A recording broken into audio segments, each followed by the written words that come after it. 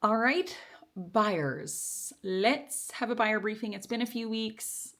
Sorry, that's really all I got to say. Sorry, but I want to talk about what's going on in the market. And it still is kind of similar to what we said a couple weeks ago. And what that is some houses are going over list price, no contingencies, multiple offers within the first 4 days. And other houses are sitting longer, and we can't quite put our pulse on what the difference is.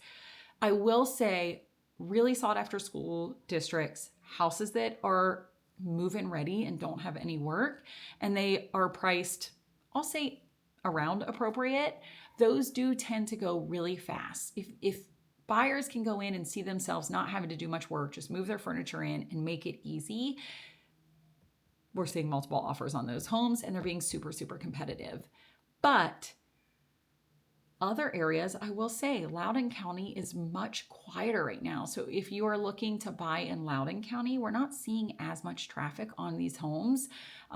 Days on market is increasing, and also buyers are able to get more contingencies in their offer. Some houses in Fairfax County and Arlington County are looking similar, but it's much less than we're seeing in Loudoun County. And the houses that are sitting, there is something that is giving buyers pause. So they're not as move-in ready. Maybe there's some fixes that need to be done. They're outdated. Really, that's the biggest thing. Houses that are outdated and buyers come in and they're thinking, oh, they need work. Those are the houses that are sitting on the market. And I want you to consider if that's something you would do. If you're looking to buy a house now, maybe you could do some updates before you move in. And we have contractors galore that could absolutely help you and do that right after closing and make sure you know the cost and make sure you're all set up. But the reality is that gives buyers more opportunity to have negotiations, to work in their contingencies. And it's just because so many buyers don't want to have to do anything.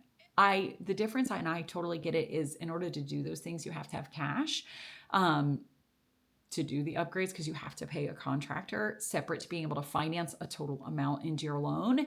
So if you're thinking about it, if you're like, hey, Cassie, we want to buy this year, we're not seeing anything we want, maybe we could have a conversation about what if we found something in a really great location, but then you did updates before you moved in. Is that something financially that would be good for you, or something that you can handle? Or are you like, no, we still have to have that turnkey home?